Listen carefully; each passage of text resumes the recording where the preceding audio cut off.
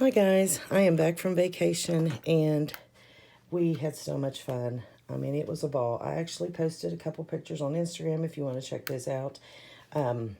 We was at St. Pete Beach and we really had a good time.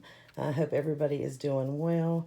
I am back in the studio and I am working on just building up my stash.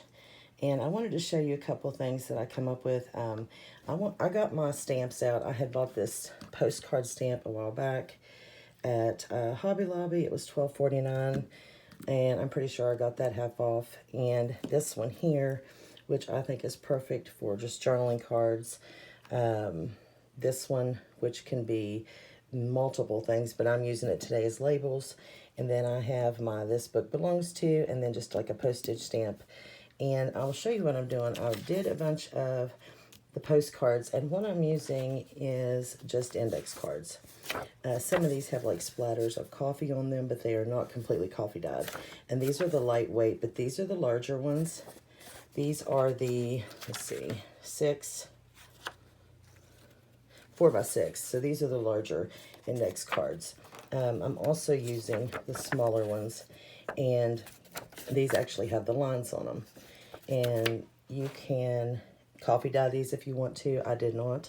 But I am building up different journaling cards and labels and things for my stash. Postcards are so versatile, so you can use them and, you know, decorate them as you go. With these, I just stamped these, and then I just stressed the edge, and I used my vintage photo. And you can also, let me show you here. I took that postage stamp right here, and I just stamped that to give it a little something. You can also just put like a stamp there, like a regular stamp, postage stamp. You can stamp butterflies and flowers on them, and you know, you've got your stash built up. You can leave them, you know, square, because a lot of postcards are just square. I like to round the corners myself, but there is the difference. And this is just the full index card right here. So it takes up the whole card, and you know, you could cut it down if you wanted it smaller, but I think these turned out really pretty. So there is some postcards, and I'm going to make a bunch of these up and have these ready. Here are the little labels, and I smeared a couple, which I was upset about, but I just used this stamp. You can use different colored ink. I did black, and I did some brown, and then I actually even distressed around the brown one, if you can see. But you can also, you can cut right to the ink, or you can make a border, if you can see that, and just leave some white, or you can just cut it, you know, that's just, but you know, that would be preference for what you would want, but that's the difference there.